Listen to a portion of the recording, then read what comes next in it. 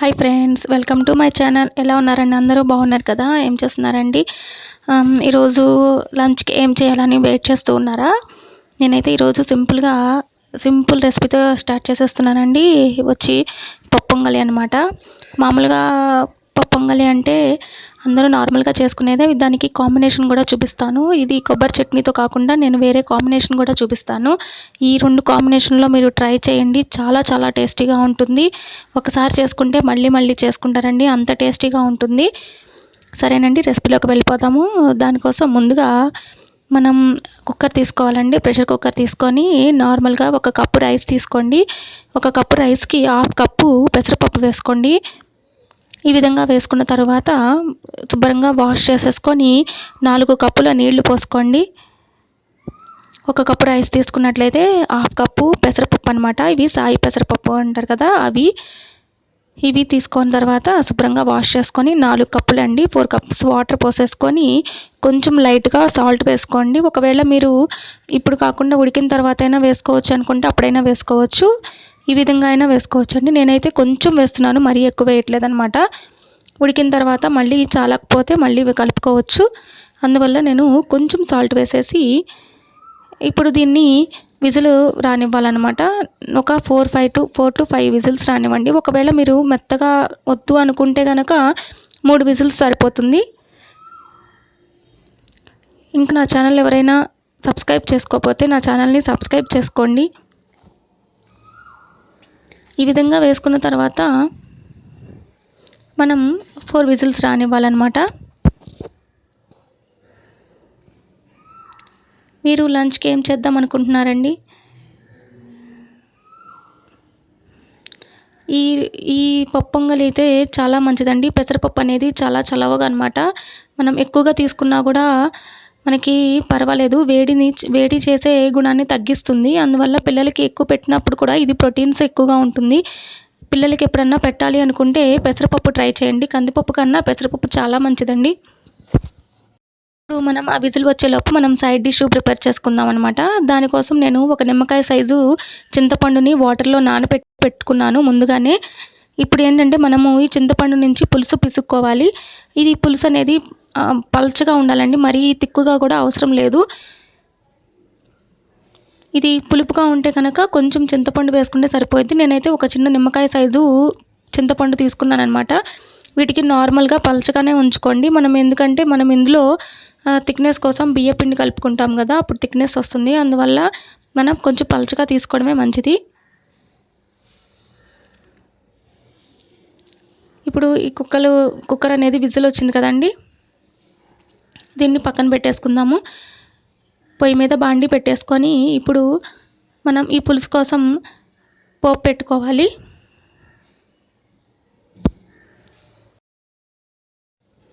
ముందుగా ఈ బాండి పెట్టుకొని మనం కొంచెం ఆయిల్ వేసుకోవాలన్నమాట.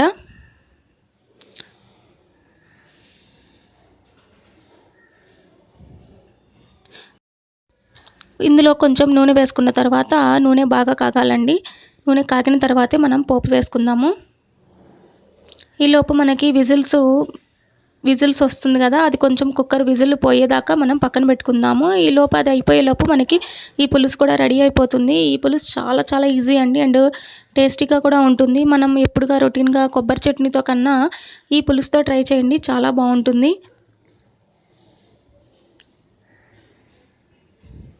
ఇది చాలా సింపుల్గా కూడా అయిపోతుంది అనమాట. ఇప్పుడు నూనె వేసుకున్నాం, నూనె కాగింది. మనం దీంట్లోకి వచ్చి తాలింపు దినుసులు వేసుకోవాలి. ఆవాలు, జీలకర్ర, పచ్చిశనగపప్పు వేసుకుంటామండి.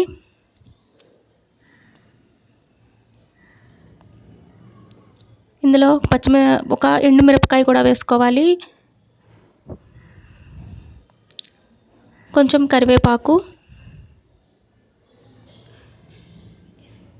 ఇవి వేగుతున్నప్పుడు నేను ఇంకొంచెం పచ్చిశనగపప్పు వేసానండి, బాగుంటుంది. పులుసులో ఉడికితే టేస్టీగా ఉంటుందన్నమాట. ఇది ఆ పప్పు అన్నంలో కలుపుకుంటే ఇంకా చాలా బాగుంటుంది.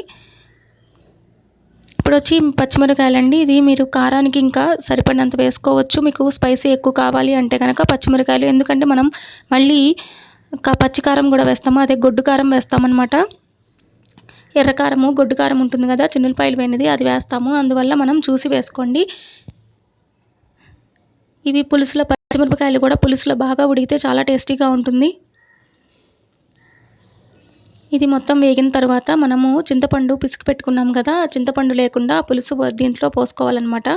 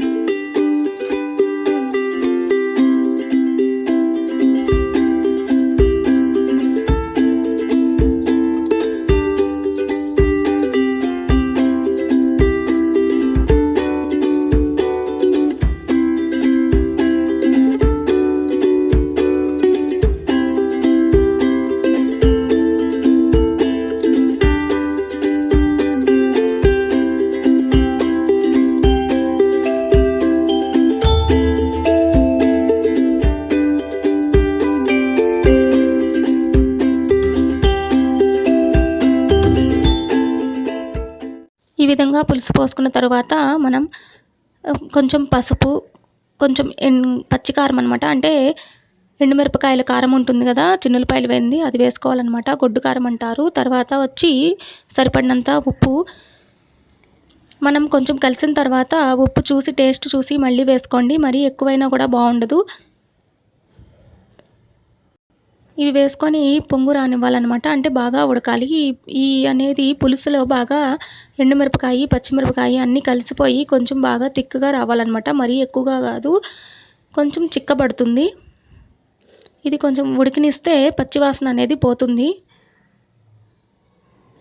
దీన్ని మనం 4 days అయినా స్టోర్ చేసుకోవచ్చు అనమాట. ఇది డబ్బాలో పెట్టుకుంటే 4 days వరకు ఫ్రిడ్జ్లో పెట్టుకున్నప్పుడు స్టోర్ చేసుకోవచ్చు. దీంతో ఈ పులుసుతోటి మనము దోశ కానీ, ఇడ్లీ, మామూలుగా ఉప్మా రవ్వతో చేసుకుంటాం కదా, ఉప్మా దానికన్నా చాలా టేస్టీగా ఉంటుంది. దేని కాంబినేషన్ అయినా తీసుకోవచ్చు. ఇప్పుడు ఈ పులుసు ఉడకాలి. కొంచెం ఉడికిన తర్వాత మనం నెక్స్ట్ ప్రాసెస్ చూద్దాము. ఇప్పుడు ఈ పులుసు చూసారు కదా, చిక్కబడి దగ్గరికి వచ్చింది కదా. ఇప్పుడు మనం ఇందులో కొంచెం ఉప్పు తగ్గిందండి, అందువల్ల నేను కొంచెం ఉప్పు వేస్తున్నాను. మీరు టేస్ట్ చూసి ఉప్పు వేసుకోండి.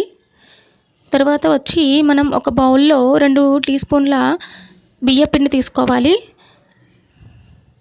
కొంచెం బెల్లం వేసుకోండి. ఇది బెల్లంలో కూడా వేసుకోవాలి. బెల్లం వేసుకుంటే చాలా టేస్టీగా వస్తుంది. కొంచెం పుల్లగా, కొంచెం ఉప్పగా, కొంచెం కారంగా అంతా టేస్ట్ కలుస్తుందన్నమాట. తీయగా మరీ తీపి వేసుకోవద్దు, కొంచెం బెల్లమే అనమాట. ఇది ఒకసారి కలుపుకున్న తర్వాత మనం ఒక 2 spoons బియ్యపిండి తీసుకొని వాటర్లో మిక్స్ చేసుకోవాలి. ఉండలు లేకుండా కలుపుకోవాలన్నమాట. దాన్ని ఈ పులుసులో వేసి కొంచెం ఉడికించుకుంటే పులుసు అనేది కొంచెం దగ్గరికి పడుతుంది. చూసారు కదా, మనం బియ్యపిండి వేయంగానే కొంచెం చిక్కదనం వచ్చేసింది. ఇప్పుడు ఈ బియ్యపిండి వేసాం కాబట్టి కొంచెం సేపు ఒక 5 minutes ఉడికించుకోవాలి.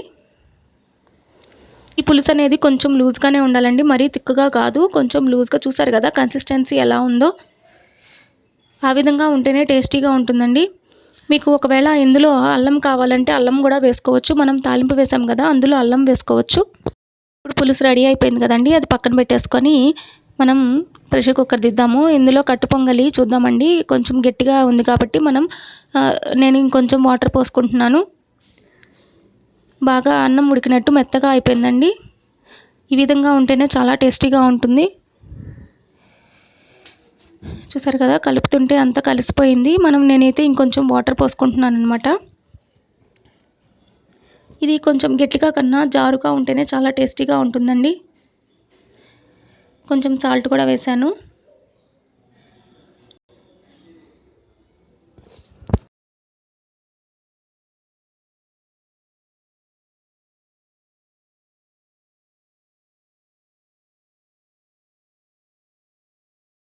వాటర్ పోసుకున్నాం కదండి, అందువల్ల కొంచెం ఒక 2 నిమిషాలు ఉప్పు కూడా వేసాం కదా, కలుపుకోవాలి. కొంచెం సెగ మీద ఒక 2 నిమిషాలు అలా కలుపుకొని మనం ఇప్పుడు పోపు పెట్టుకుందాము.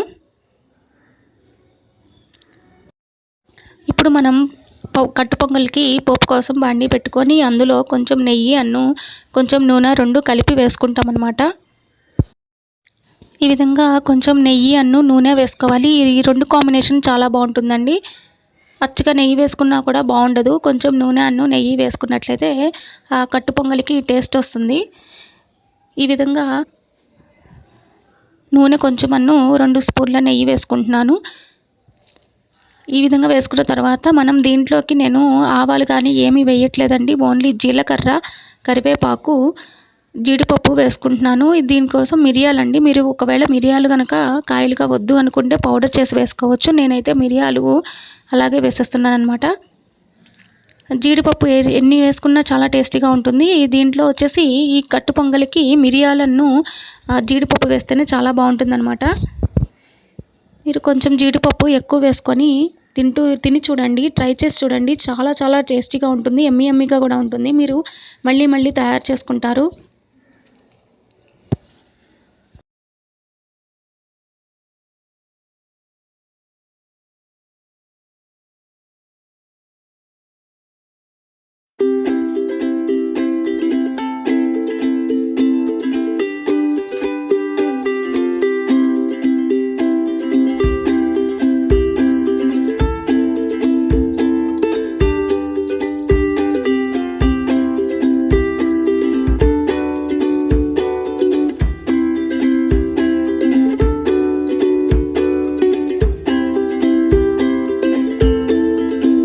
తర్వాత వచ్చేసి ఈ కరివేపాకు, జీడిపప్పు అన్నీ వేసుకొని ఇవన్నీ వేయించుకోవాలన్నమాట. ఇవి వేయించుకున్న తర్వాత మనం ఈ కంప్లీట్గా వేగిన తర్వాత మనం ఈ పోపుని తీసుకొని పొంగల్లో వేసుకుందాము.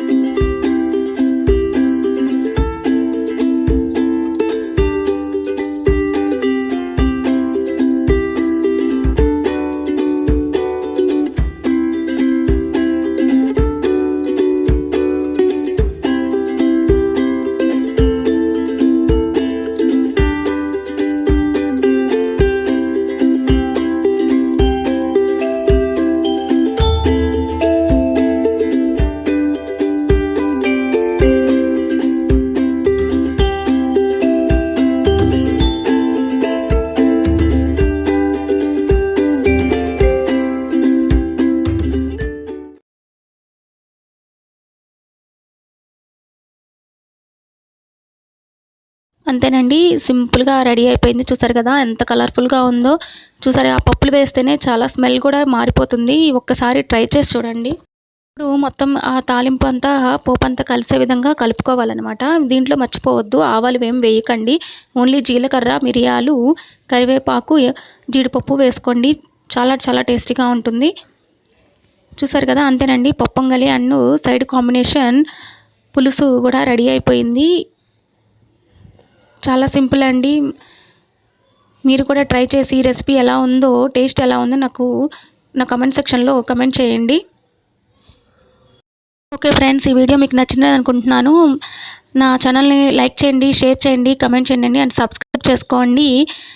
మళ్ళీ నెక్స్ట్ వీడియోతో కలుస్తాను. బాయ్.